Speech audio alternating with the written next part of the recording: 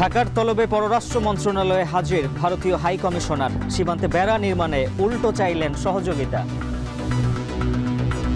We have an understanding with regard to fencing the border for security. পূর্বাচলে অবৈধভাবে plot নেওয়ার অভিযোগে হাসিনা পুতুলের বিরুদ্ধে দুদকের মামলা। জুলুপের সম্পত্তির তদন্ত হওয়া উচিত, সাক্ষাৎকারে ডক্টর ইউনূস। এবছরে জাতীয় নির্বাচন চায় বিএনপি। ইইউ রাষ্ট্রদূতের সঙ্গে বৈঠক। লন্ডনে হাসপাতাল থেকেই দেশের খোঁজ রাখছেন খালেদা জিয়া। এবং রাজধানীতে ব্যবসায়ীকে কুপিয়ে জখম করায় দুজন আটক। কাউকে 1 টাকাও চাঁদা নয় বললেন উপদেষ্টা আসিফ। বাড়ল সশস্ত্র বাহিনীর ম্যাজিস্ট্রেসি ক্ষমতা।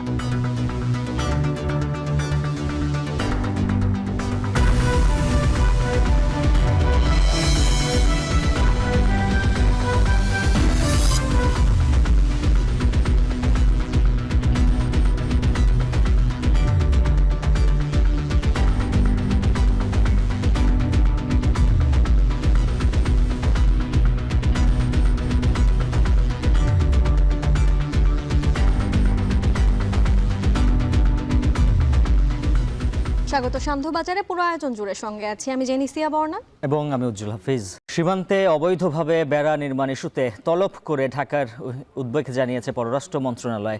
পররাষ্ট্র সচিব ডক্টর তৌহিদ হোসেনের সঙ্গে দেখা করে বেরিয়ে হাই কমিশনার প্রণয় ভার্মা বলেন, সীমান্তে বেড়া নির্মাণে বাংলাদেশের সহযোগিতা প্রত্যাশা করেন তারা। প্রণয় ভার্মা আরও বলেন, সীমান্তে যেসব অপ্রীতিকর অবস্থা চলছে তা নিরসনে দুই দেশের বোঝাপড়ার মাধ্যমে শান্তি বাস্তবায়ন হবে। সীমান্তে অপরাধ কমাতেও ঢাকার সহযোগিতা আশা করেন তিনি। এর পাশাপাশি চোরাচালান ও অবৈধ অনুপ্রবেশের চ্যালেঞ্জ মোকাবিলার বিষয়ে কথা হয়েছে বলেও জানান তিনি। দুই সীমান্ত নিরাপত্তা বাহিনীর মধ্যেও কথাবার্তা হয় বলেও জানান ভারতীয় হাই কমিশনার।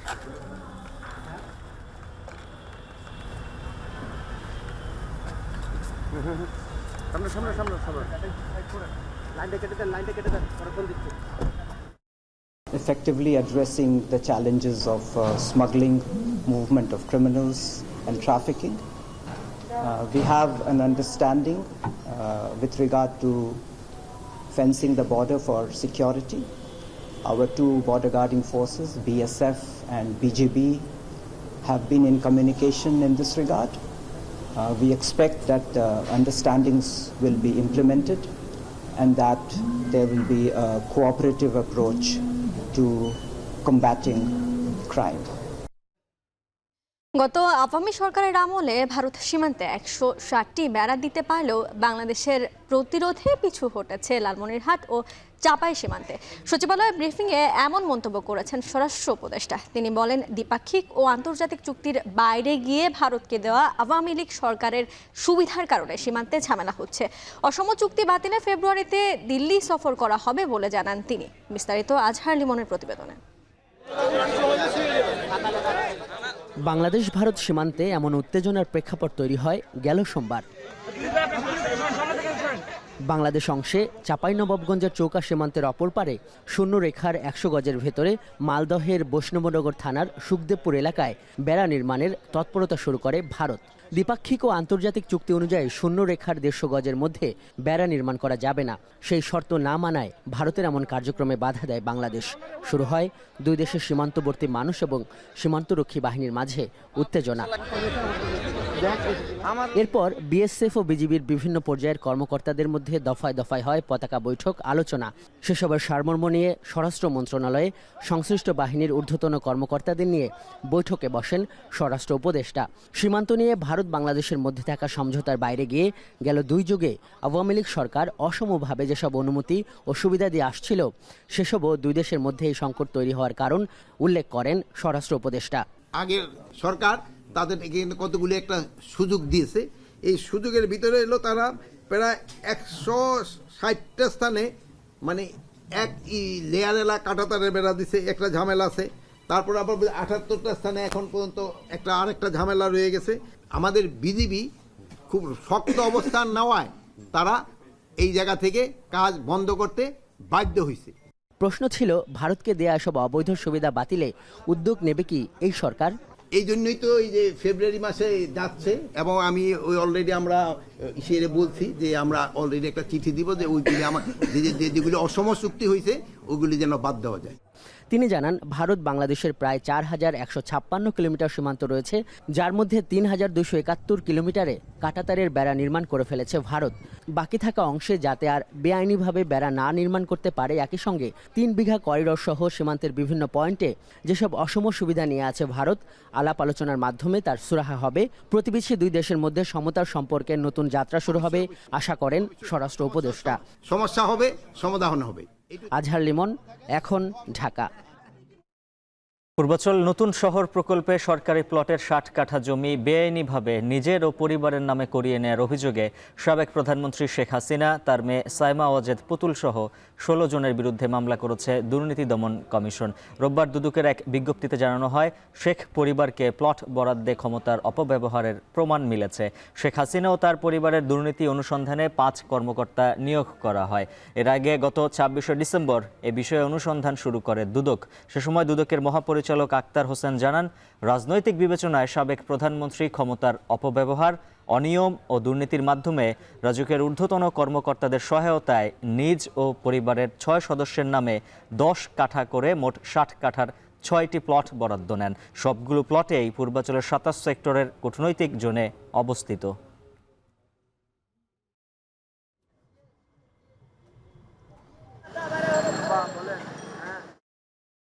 বাংলাদেশে দুর্নীতি দায়ে অভিযুক্ত ব্রিটিশ প্রধানমন্ত্রী টিউলিপ সিদ্দিককে অপসারণের দাবি উঠেছে যুক্তরাজ্যে। দেশটির প্রধান বিরোধী দলীয় নেতা কেমি ব্যারোনোজের দাবি, ব্রিটিশ প্রধানমন্ত্রী কিয়ার স্টারমারের সঙ্গে ব্যক্তিগত বন্ধুত্বের কারণে মন্ত্রিসভায় জায়গা পেয়েছেন টিউলিপ। তদন্তে দোষী প্রমাণে টিউলিপকে দেশে ফেরত পাঠানো উচিত বলে মন্তব্য করেছেন বাংলাদেশের অন্তর্বর্তী সরকারের প্রধান উপদেষ্টা ডক্টর মোহাম্মদ ইউনূস। সেই সঙ্গে লন্ডনে টিউলিপের সম্পত্তির হিসাব অনুসন্ধানেও আহ্বান জানিয়েছেন তিনি। বিস্তারিত জানাচ্ছেন নুজহাত কামাল। সাবেক প্রধানমন্ত্রী শেখ হাসিনার ভাগ্নে টিউলিপ রিজওয়ানা সিদ্দিক যুক্তরাজ্যে ক্ষমতাসীন লেবার পার্টির বর্তমান নগরমন্ত্রী ও জাতীয় কোষাগারে অর্থ সচিব হিসেবে দায়িত্ব পালন করছেন গেল বছর থেকে। ব্রিটিশ পার্লামেন্টের নিম্নকক্ষ house of কমন্সের Hampstead O Highgate আসনে 2015 সাল থেকে টানা চতুর্থবারের নির্বাচিত জনপ্রতিনিধি তিনি। গেল 5 অগস্ট শেখ হাসিনা ক্ষমতাচ্যুত হয়ে গোপনে দেশত্যাগের পর থেকে নানা ঘটনা প্রবাহের ধারাবাহিকতায় হাসিনার বোন শেখ রেহানার মেয়ে ব্রিটিশ নাগরিক টিউলিপের নাম জড়ায় বিভিন্ন ইস্যুতে। বিশেষ করে শেখ হাসিনার বিরুদ্ধে দেশের অবকাঠামো নির্মাণ প্রকল্প থেকে ব্রিটিশ মুদ্রায় 390 কোটি পাউন্ডের সমপরিমাণ অর্থ আত্মসাৎ অভিযোগের তদন্তেও জড়িয়েছেন টিউলিপ। ফ্যাসিস্ট হাসিনার পরিবারের অন্যতম সদস্য টিউলিপ সিদ্দিকের দুর্নীতির কারণে ব্রিটেনের রাজনীতিতে বাংলাদেশিদের গ্রহণযোগ্যতা ক্ষুণ্ণ করে দিয়েছে। তাদের পরিবার, আমরা জানি তাদের পরিবার হাজার হাজার কোটি টাকা লুট করে বিদেশে পাচার করেছে। আমরা ব্রিটিশ বাংলাদেশি হিসেবে অচিরেই তার অপসারণ ও শাস্তির দাবি করছি।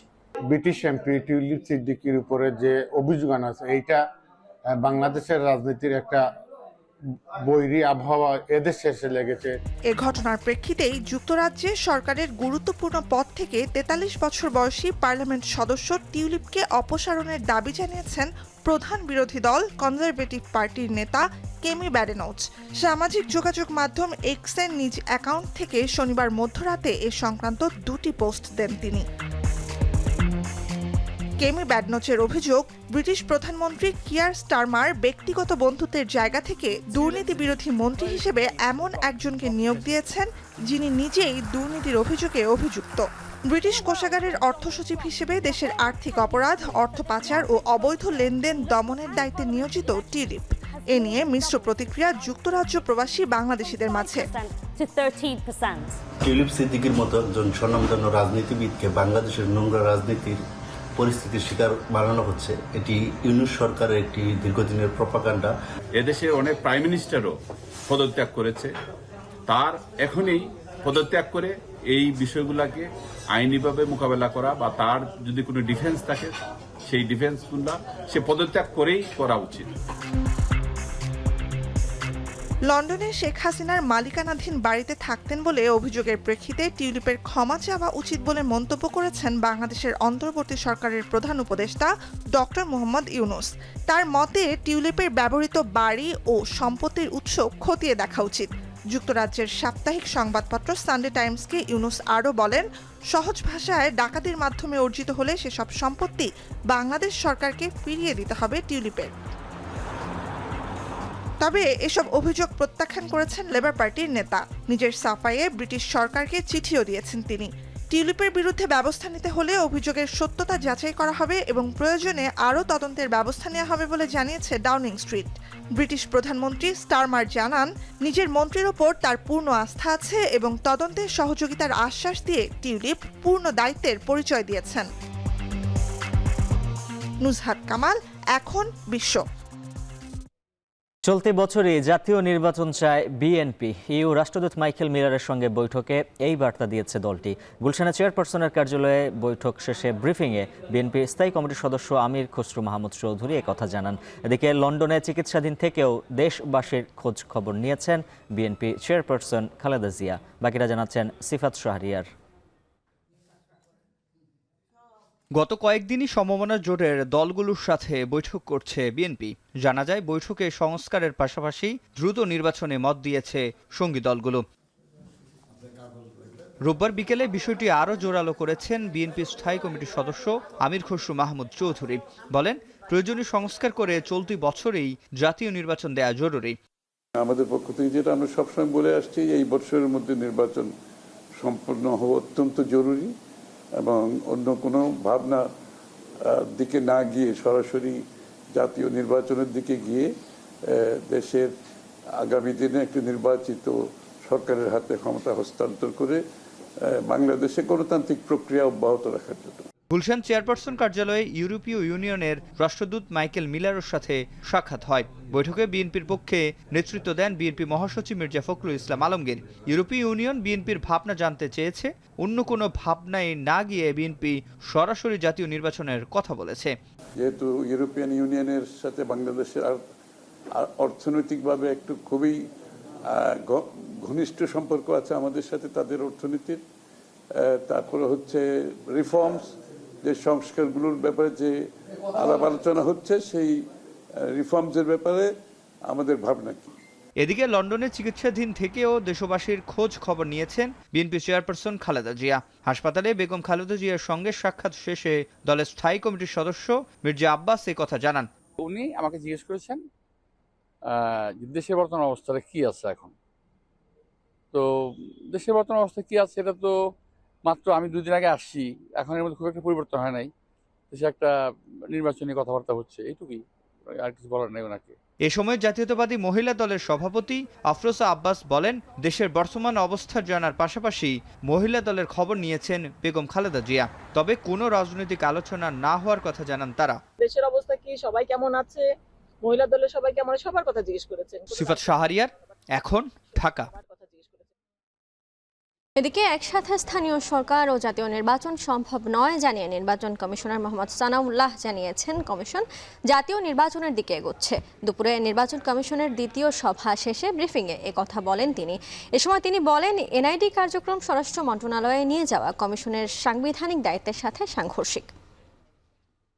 কেউ একই সাথে সকল নির্বাচন করার বা সকল স্থানীয় সরকার নির্বাচন একসাথে করার পক্ষে বিপক্ষে মত দিচ্ছেন। আমরা এটা নিয়ে আলোচনা করেছি, যেহেতু একটা পর্যায়ে গিয়ে এটা আমাদেরকেই কন্ডাক্ট করতে হবে এবং আমাদের প্রস্তুতি নিয়ে আলোচনা করেছি। আমরা সংশ্লিষ্ট সকল আমাদের অনুবিভাগের ফিডব্যাকের আলোকে যেটা বুঝতে পেরেছি, এটা আসলে বাস্তবসম্মত প্রস্তাব নয়, এটা সম্ভব নয়। সকল নির্বাচন একসাথে করাও সম্ভব নয়, আবার সকল স্থানীয় সরকার নির্বাচন একসাথে করা সম্ভব নয়। কমিশন জাতীয় নির্বাচনের দিকে করছে এবং জাতীয় নির্বাচনের প্রস্তুতি থাকলে অপরাপর সকল প্রস্তুতি সম্পন্ন হয়ে যায়, এটা আপনারা জানেন। প্রধান উপদেষ্টা বলেছেন, এখন পর্যন্ত সেরা এবং ঐতিহাসিক নির্বাচন করার পরিকল্পনা করছে সরকার, যা উদাহরণ হয়ে থাকবে। তেজগাঁয়ে প্রধান উপদেষ্টার কার্যালয়ে নরওয়ের রাষ্ট্রদূতের সাথে বৈঠকে বাংলাদেশকে এশিয়ার ডিস্ট্রিবিউশন হাব হিসেবে গড়ে তুলতে দেশটির প্রতি আহ্বান জানান প্রধান উপদেষ্টা ডক্টর মোহাম্মদ ইউনূস। বিনিয়োগের সুফল হিসেবে বাংলাদেশে যুব শক্তির সুবিধা তুলে ধরেন তিনি। পরিবর্তিত রাজনৈতিক পরিস্থিতির মধ্যে রোহিঙ্গা সংকট সমাধানে নরওয়ের সহযোগিতাও কামনা করেন প্রধান উপদেষ্টা। এ সময় নরওয়ের রাষ্ট্রদূত গুল ব্র্যান্ডসেন বলেন, জাহাজ রিসাইক্লিং শিল্প এবং সবুজ জ্বালানি খাতে বাংলাদেশের সঙ্গে ঘনিষ্ঠভাবে কাজ করতে আগ্রহী নরওয়ে। অন্তর্বর্তী সরকারের প্রতি দেশটির জোরালো সমর্থন জানিয়ে দেশটির প্রধানমন্ত্রী জোনাস গাহর স্টোরের একটি চিঠি হস্তান্তর করেন রাষ্ট্রদূত। সংস্কারের সূচনা এবং অবাধ ও সুষ্ঠু নির্বাচন পরিচালনার লক্ষ্যে সরকারের প্রচেষ্টার প্রতি দৃঢ় সমর্থন জানান নরওয়ের প্রধানমন্ত্রী। চানখারপুলে ছাত্র জনতা হত্যায় চিহ্নিত আসামি কনস্টেবল সুজনকে গ্রেপ্তার দেখিয়ে কারাগারে পাঠানোর আদেশ দিয়েছেন আন্তর্জাতিক অপরাধ ট্রাইব্যুনাল।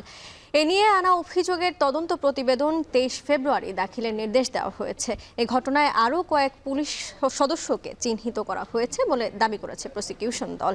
বিস্তারিত জাহিদ হাসানের প্রতিবেদন।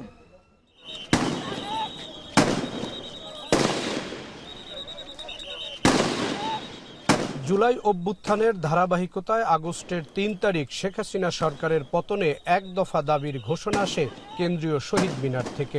কারফিউ ভেঙে রাজধানীর বিভিন্ন স্থানে চলে অবস্থান কর্মসূচি।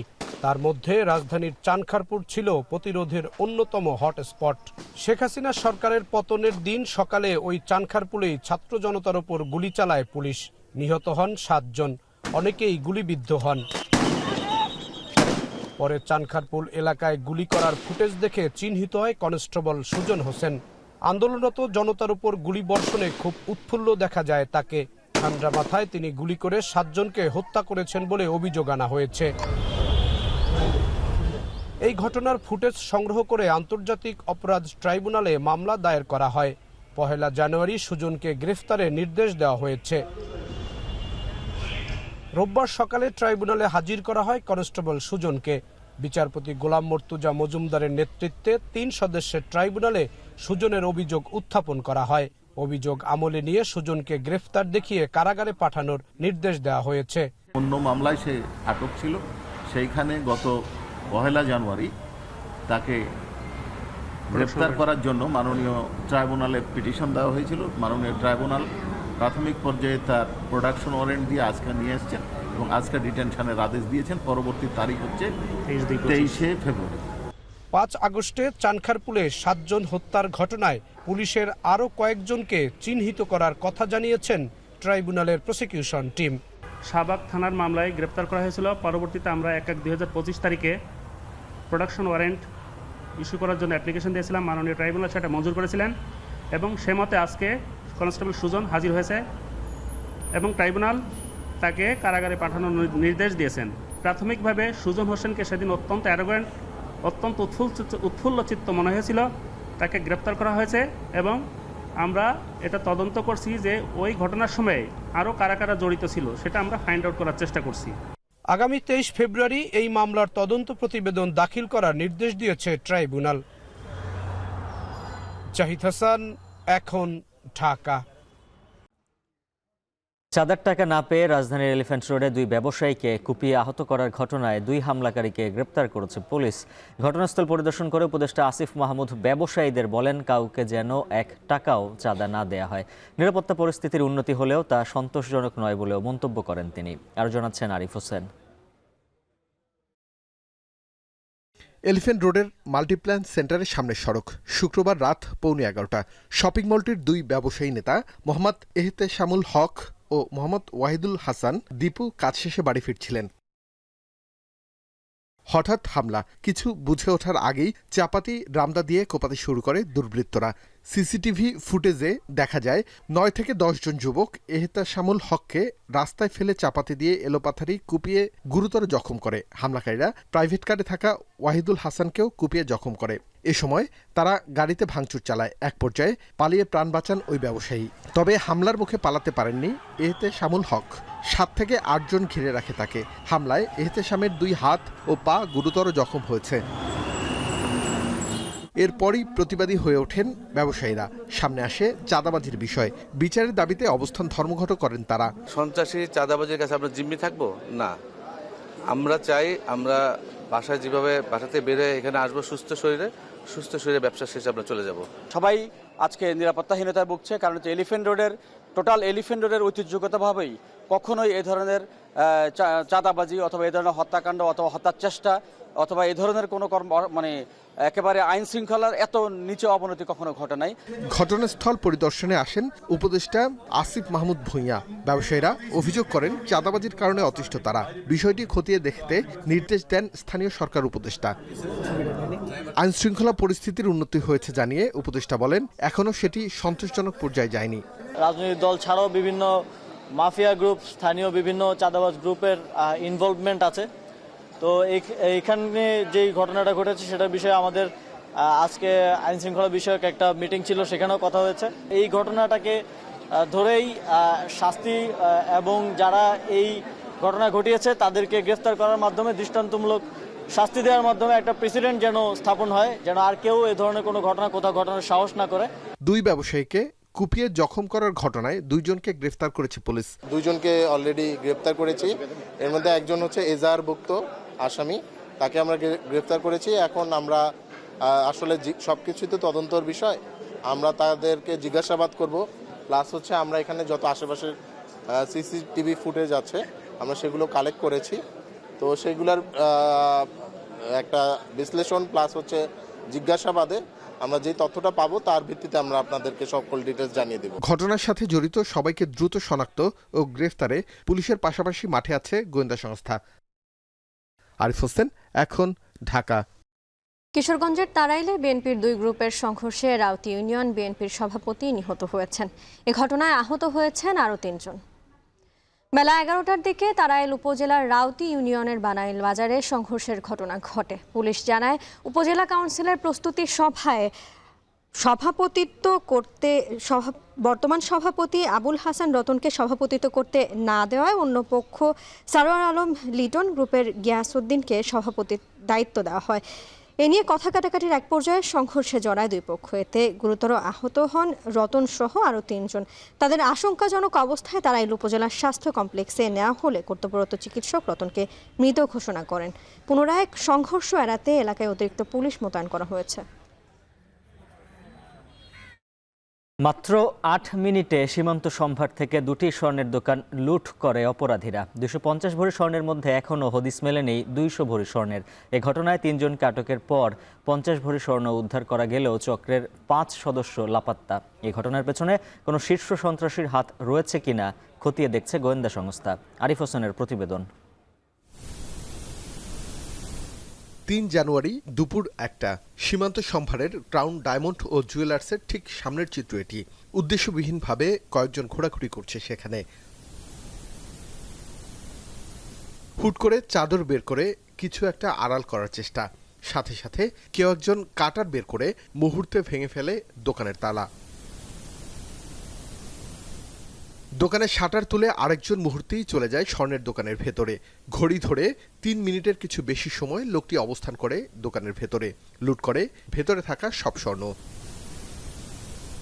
মোট 8 মিনিটের অভিযান শেষে দোকান খালি করে 250 ভরি স্বর্ণ নিয়ে পালিয়ে যায় সংঘবদ্ধ চক্র। ঘটনার পরই অপরাধী শনাক্তে মাঠে নামে ডিবি পুলিশ। সংবাদ সম্মেলন করে ডিবি জানায়, শুরুতে 8 মিনিটের ভিডিও পর্যালোচনা করে 8 ব্যক্তির মধ্যে মাস্ক ছাড়া 2 জন ব্যক্তি শনাক্ত করে তারা। শুরু হয় অভিযান।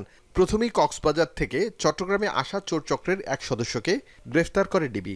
তার দেয়া তথ্য অনুযায়ী আরও 2 জনকে গ্রেফতারের পাশাপাশি 50 ভরি স্বর্ণ উদ্ধার করে ডিবি পুলিশ।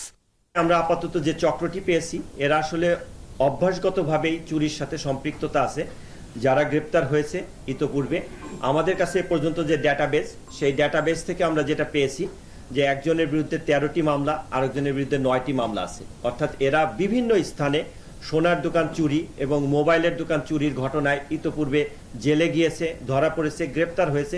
এই ঘটনায় পেছনের ব্যক্তিদের খুঁজে বের করতে তৎপর পুলিশ। জেল থেকে বের হওয়া কোনো শীর্ষ সন্ত্রাসীর সংশ্লিষ্টতা আছে কিনা তাও খতিয়ে দেখা হচ্ছে।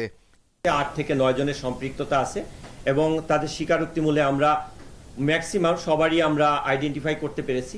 তা আমরা আমাদের অভিযান অব্যাহত রাখবো। আন্ডারওয়ার্ল্ডের সংশ্লিষ্টতা থাকুক আর আপনার ওপেন যারা আছে তাদের সংশ্লিষ্টতা থাকুক, আইনের আওতায় আসতে হবে। আমরা কঠোর ব্যবস্থা এই ক্ষেত্রে নিব। চুরির ঘটনায় অভিযুক্ত অপর 5 ব্যক্তি ও 200 ভরি স্বর্ণের খোঁজে চুলচেরা অভিযান অব্যাহত রেখেছে বলেও দাবি এই পুলিশ কর্মকর্তার। আরিফ হোসেন, এখন, ঢাকা। সেনা কর্মকর্তাদের নির্বাহী ম্যাজিস্ট্রেসি ক্ষমতার মেয়াদ আবারও বাড়ানো হয়েছে। ক্ষমতার মেয়াদ আরও 60 দিন বাড়িয়ে রোববার জনপ্রশাসন মন্ত্রণালয় থেকে প্রজ্ঞাপন জারি করা হয়েছে। প্রজ্ঞাপনে বলা হয়, বাংলাদেশ সশস্ত্র বাহিনীতে কর্মরত সেনাবাহিনীর ক্যাপ্টেন ও তদূর্ধ্ব সমপদ মর্যাদার কমিশন কর্মকর্তাদের সারা বাংলাদেশে বিশেষ এক্সিকিউটিভ ম্যাজিস্ট্রেটের ক্ষমতা অর্পণ করা হলো। এই ক্ষমতা 14 জানুয়ারি থেকে 60 দিনের জন্য অর্পণ করা হয়েছে। এর আগে গত 15 নভেম্বর তাদের নির্বাহী ম্যাজিস্ট্রেসি ক্ষমতার মেয়াদ 2 মাস বাড়ানো হয়েছিল। সেই মেয়াদ শেষ হচ্ছে মঙ্গলবার 13 জানুয়ারি। জনগণের কল্যাণে ভ্যাট ট্যাক্স বাড়িয়েছে সরকার, এমনটা জানিয়েছেন প্রধান উপদেষ্টার প্রেস সচিব শফিকুল আলম। রোববার সন্ধ্যায় রাজধানীর ফরেন সার্ভিস একাডেমিতে এক সংবাদ সম্মেলনে সাংবাদিকদের প্রশ্নের জবাবে একথা বলেন তিনি। জানান, গত 5 মাসে রাজস্ব আয় কমেছে 42,000 কোটি টাকা। আমাদের ম্যাক্রো ইকোনমিক স্ট্যাবিলিটি বাড়ানোর জন্য আমাদের ট্যাক্স রেভিনিউ রেশিওটা, ট্যাক্স জিডিপি রেশিওটা বাড়াতে হবে। এটা এমন জায়গায় চলে গেছে সেটা আর সাস্টেনেবল না। 5 মাসে রেভিনিউ শর্টফল হয়েছে 42,000 কোটি টাকা। এই খরচটা তো আমার মেটাতে হবে। একটা ম্যানুফ্যাকচারিং প্লান্ট বা যেখানে এটা ইউজ হয় তার খুবই একটা ক্ষুদ্র অংশ হচ্ছে জ্বালানি। হ্যাঁ, তো সেই জায়গাটায় আসলে গ্লোবাল মার্কেটে যা রেট সেই জায়গাটা থেকে এটা রেশনালাইজ করা হচ্ছে। এবং আমার যেটা মনে হয় যে এতে বাংলাদেশের ফ্যাক্টরিগুলোর আসলে তার কম্পিটিটিভনেস এটা বাড়বে। অজনপ্রিয় অর্থ আমি কোনো কোশ্চেনই দেখছি না। অজনপ্রিয় বরঞ্চ সরকার বাংলাদেশের মানুষের, বাংলাদেশের ফিনান্সিয়াল হেলথ যাতে ঠিক থাকে সেটার দিকে। দেশে একজনের দেহে দ্য হিউম্যান মেটানিউমো ভাইরাস শনাক্ত হয়েছে বলে জানিয়েছে আইইডিসিআর। রোববার স্বাস্থ্য অধিদপ্তরের সংক্রামক ব্যাধি নিয়ন্ত্রণ শাখা এই তথ্য প্রকাশ করে। আক্রান্ত নারী কিশোরগঞ্জের ভৈরবের বাসিন্দা। তার বিদেশ ভ্রমণের ইতিহাস নেই। আগের চেয়ে তিনি খানিকটা ভালো আছেন এবং বর্তমানে তিনি মহাখালীর সংক্রামক ব্যাধি হাসপাতালে ভর্তি আছেন। নিউমোনিয়ার ব্যাকটেরিয়াতে তার শারীরিক অবস্থার অবনতি হলেও HMPVর কারণে বেশি ক্ষতিগ্রস্ত নন। দেশের বাইরের খবর। যুক্তরাষ্ট্রের ক্যালিফোর্নিয়ার দাবানল নতুন করে 3টি এলাকায় ছড়িয়ে পড়ার আশঙ্কা করছে রাজ্যের ফরেস্ট্রি অ্যান্ড ফায়ার প্রোটেকশন দফতর। প্যালিসেডস অঞ্চলের দাবানল ঘনবসতিপূর্ণ এলাকার দিকে অগ্রসর হওয়ায় বাসিন্দাদের অন্যত্র সরে যাওয়ার নির্দেশ দিয়েছে রাজ্য প্রশাসন। 7 জানুয়ারি থেকে শুরু হওয়া এই দাবানলে এখন পর্যন্ত 16 জনের প্রাণহানি হয়েছে। বাকিটা জানাচ্ছেন সতীর্থ কর্মকার। প্রকৃতির এই তাণ্ডবের সাথে পেরে উঠছেন না 14,000 দমকল কর্মী। এক রাতের ব্যবধানে আরও 100 একর এলাকা ছাড়িয়েছে ক্যালিফোর্নিয়ার প্যালিসেডস অঞ্চলের দাবানল। টানা 5 দিনের চেষ্টার পরেও দমানো যাচ্ছে না আগুনের এই তাণ্ডব। বিপর্যস্ত ক্যালিফোর্নিয়াবাসীর সহায়তায় প্রতিবেশী দেশ মেক্সিকো থেকে যুক্তরাষ্ট্রে পৌঁছেছে 70 জন ফায়ার ফাইটার সহ দাবানল নিয়ন্ত্রণ বিশেষজ্ঞদের একটি দল। Vamos a estar el tiempo necesario, vamos a apoyar de manera solidaria y con toda nuestra experiencia. Y son gente muy experimentada que ha participado en diferentes incendios a nivel nacional, pero también en el extranjero. Han ayudado compañeros incluso en Cuba. সক্রিয় 6টি দাবানলের মধ্যে 2টির আগুন নিয়ন্ত্রণে এলেও নতুন করে 3টি এলাকায় দাবানল ছড়িয়ে পড়ার আশঙ্কা করছে রাজ্যের forestry and fire protection department. Archer ও লিডিয়া অঞ্চলের দাবানল নিয়ন্ত্রণে এলেও সানসেট, উডলে ও অলিভাসের মতো এলাকায় নতুন করে ছড়িয়ে পড়তে পারে আগুন। এছাড়া প্যালিসেডস ও ইটনের প্রায় 90% এলাকা এখনও দাবানলের কবলে। কেনেথ, হার্স্ট, প্যালিসেডস ও ইটন মিলিয়ে দাবানল ছড়িয়েছে 38,276 একরেরও বেশি অঞ্চলে। প্যালিসেডস অঞ্চলের 11% আগুন নিয়ন্ত্রণে আনা সম্ভব হলেও ধীরে ধীরে ব্রেন্টউড ও গেটি সেন্টারের দিকে অগ্রসর হচ্ছে দাবানলটি। শনিবার পর্যন্ত ওই অঞ্চলের 1 লাখেরও বেশি বাসিন্দাকে এলাকা ছেড়ে যাওয়ার নির্দেশ দিয়েছে স্থানীয় প্রশাসন। স্থানীয় নাগরিক সংগঠনের উদ্যোগে উদ্ধার করা হয়েছে 450-রও বেশি গৃহপালিত প্রাণী। আগামী বুধবার পর্যন্ত বাতাসের গতিবেগ অপরিবর্তিত থাকার পূর্বাভাস থাকায় লস অ্যাঞ্জেলেস কাউন্টি জুড়ে দাবানল সতর্কতা জারির পরিকল্পনা করছে দমকল বিভাগ। আর দাবানল পরিস্থিতি পর্যবেক্ষণের জন্য নবনির্বাচিত প্রেসিডেন্ট ডোনাল্ড ট্রাম্পকে আমন্ত্রণ জানিয়েছে এলএ কাউন্টি কর্তৃপক্ষ। Today, I wrote a letter to President-elect Trump inviting him to engage in wildfire recovery efforts and to visit the county to see the impact firsthand that it has on every socioeconomic individual in this county. Los Angeles fire ডিপার্টমেন্টের তথ্য বলছে আগুনে পুড়ে ছাই হয়েছে 12,000-এরও বেশি ঘরবাড়ি এবং অন্যান্য অবকাঠামো। 57,000 অবকাঠামো এখনও আগুনে পড়ার ঝুঁকিতে রয়েছে। আরও অন্তত 1.5 লাখ বাসিন্দাকে অন্যত্র সরানোর প্রয়োজন হতে পারে বলে ধারণা করছে দমকল বিভাগ। আর্থিক ক্ষয়ক্ষতির হিসাবে ক্যালিফোর্নিয়ার ইতিহাসে সবচেয়ে ভয়াবহ এই দাবানলে হতাহতের সংখ্যা আরও বাড়তে পারে বলে আশঙ্কা জানিয়েছেন মার্কিন প্রেসিডেন্ট জো বাইডেন। রাজ্যের বাইরে থেকে উদ্ধারকর্মী ও আগুন নেভানোর সরঞ্জাম আনতে ফেডারেল সরকারের সাথে যোগাযোগ শুরু করেছে ক্যালিফোর্নিয়ার গভর্নর গ্যাভিন নিউসম। ধোঁয়ার কারণে রাজ্য জুড়ে স্বাস্থ্য সতর্কতা জারির পাশাপাশি দাবানল সংক্রান্ত তথ্যের অপপ্রচার ঠেকাতে নতুন ওয়েবসাইট চালু করেছেন তিনি। সতীর্থ কর্মকার, এখন বিশ্ব। এই ছিল সান্ধ্যবাজারে। যাবার আগে জানিয়ে দিতে চাই, এখন টেলিভিশন ওয়েবসাইটে দেখতে হলে ভিজিট করুন www.ekhon.tv। ফেসবুকে দেখুন facebook.com/tv.ekhon। সরাসরি ইউটিউবে দেখতে ভিজিট করুন youtube.com/c/ekhon tv।